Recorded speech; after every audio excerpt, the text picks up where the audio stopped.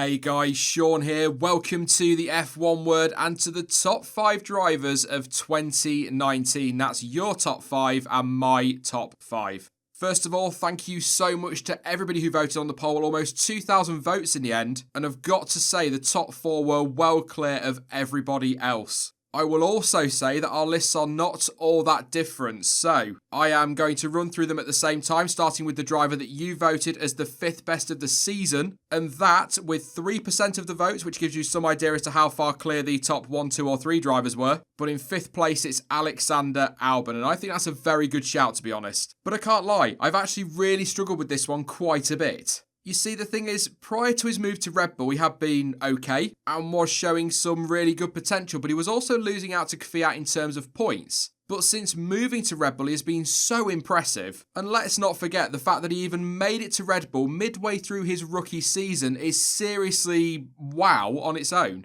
The reason I've struggled with this, though, is that I kind of want to put Lando Norris in that 5th spot because he has had a huge helping of bad luck this year and team cock-ups and still ended the season 11th in the standings. So if you were for, as one example, to give him the points for his power unit letting him down in Belgium with a lap to go, heartbreaking stuff, but if he got those points back, he would have ended up 9th in the championship ahead of Perez and Ricciardo. And yes, I know that's not how Formula 1 works, but you get the point I'm making. He's had a lot of bad luck. He did also beat his more experienced teammate in qualifying. Then again, looking at the other side of the argument, he also ended up a long way back in terms of points. It's tough because, like Stuart said a few weeks back, the problem this year is that there have been so many drivers that have been a little bit below par or inconsistent, so picking a top 5 is not the easiest task this year. I would love to give both of them 5th, I really would. But to be fair, I've got to pick one outright, and I guess it comes down to who I think has been Rookie of the Year. And so I'm going to go with Lando Norris for 5th place. Although, again, it could go either way. Both drivers have been so good this year. And do you know what? Yeah, both have been big surprises as well. And whilst I sort of sit here conflicted over my decision, looking at the poll, it appears I wasn't alone in struggling to pick between them because Norris was 6th on 2% and was only 18 votes behind, so a close call.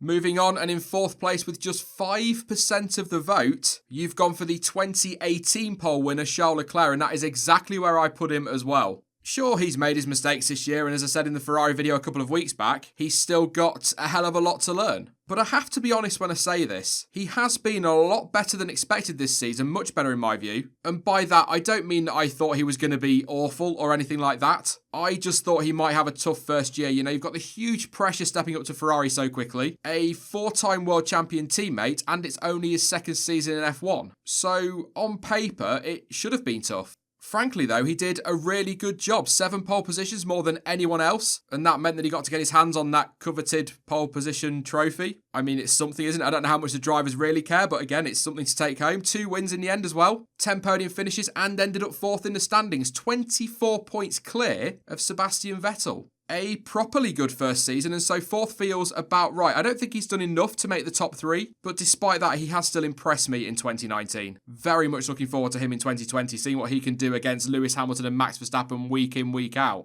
Now, on to the driver in 3rd place, and this is where we differ. You guys have chosen to go with Lewis Hamilton, and I have gone with Max Verstappen. This, though, was another very tough one to call, and in all honesty, you could even put them as joint 2nd. I wouldn't care about that. They've both been that good this year. The thing is, though, when I look through the results and go back through the season, one thing Hamilton edges it on is his consistency and lack of mistakes. And I don't mean that Max Verstappen's been putting it in the wall every weekend, far from it. But I think Hamilton's been more consistent and has made fewer mistakes. That being said, there is absolutely no denying that 2019 has been Verstappen's best season, both statistically and in my view, by the way he has driven. He has matured so much over the last year and a half. But ultimately, Max has had more, let's say, off weekends than Lewis. And so that's why I would rate Hamilton 1 place higher. Look, I don't want you to think I'm trying to take anything away from Max because I'm really not. Again, he's been so good this year and I do think he's made that car look better than perhaps it actually is at times. However, Lewis won the title and did so by beating a resurgent Valtteri Bottas, who was much more competitive this season, which is exactly what resurgent means. But anyway, Sean, carry on. He fought off Ferrari once they got their act together and a better than expected Red Bull, with a driver having his best season at the helm.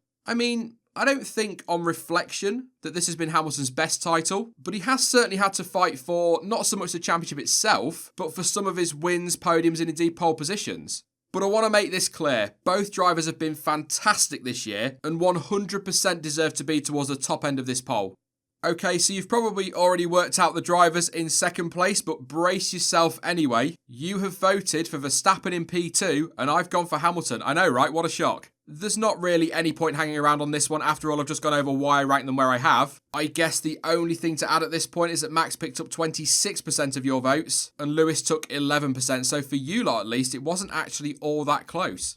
Here we go then, your 2019 Driver of the Season winner with a whopping 44% of the vote, well clear out front, is surprise, surprise, Carlos Sainz. And guess what? Shock of all shocks, I completely agree. When I look to pick my Driver of the Year, I always try and lean towards someone who has surprised me. Someone who has done way more than I expected, and that is exactly what Sainz has done this year. Sure, yeah, Lewis Hamilton is the world champion, so if we're basing it solely on who was the best, then he is. After all, he beat 19 other drivers. However, my point is that really a surprise? If I'd said to you in February that Hamilton would win the title, would you fall off your chair in utter amazement? No, of course not. But I don't think many would have predicted that Sainz would end up P6 in the final championship standings, rack up 96 points, nearly a ton, beat both Red Bull's number 2 drivers, yes, there are reasons behind that, but anyway, and grab a podium too. What a season!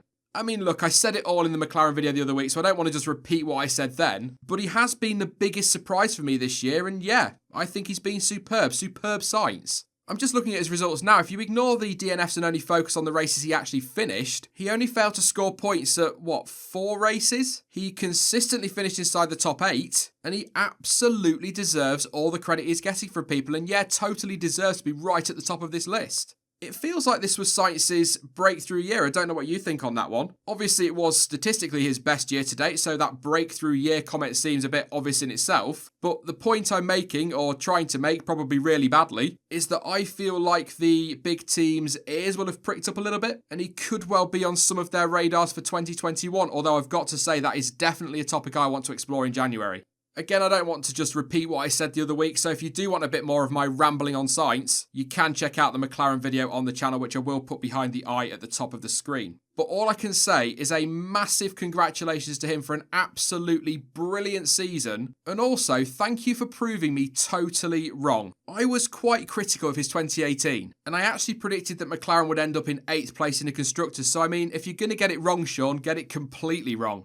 So just to confirm, your final top 5 for 2019 were Albon, Leclerc, Hamilton, Verstappen and Sainz. And my top 5 were, well, Norris and Albon, but I have to pick one, so Norris in 5th, Leclerc in 4th, Verstappen in 3rd, Hamilton 2nd and Carlos Sainz in 1st place. That is it though for this video and for 2019. How quickly has this year gone? It's crazy. As ever, you can let me know your thoughts on the results of the poll and my top 5 drivers down in the comments section. And also, who was your driver of the season? Was it somebody that wasn't on the list? Now, as I say, that is it for 2019. I will be back at some point during the week commencing the 6th of January. But for now, I'm going to enjoy some much needed time off. Once again, though, I've got to say this. Thank you all so much for your incredible support this season. I know it's been a rocky road at times. I've had my moments. Apologies for that. But I hope you all have a fantastic new year.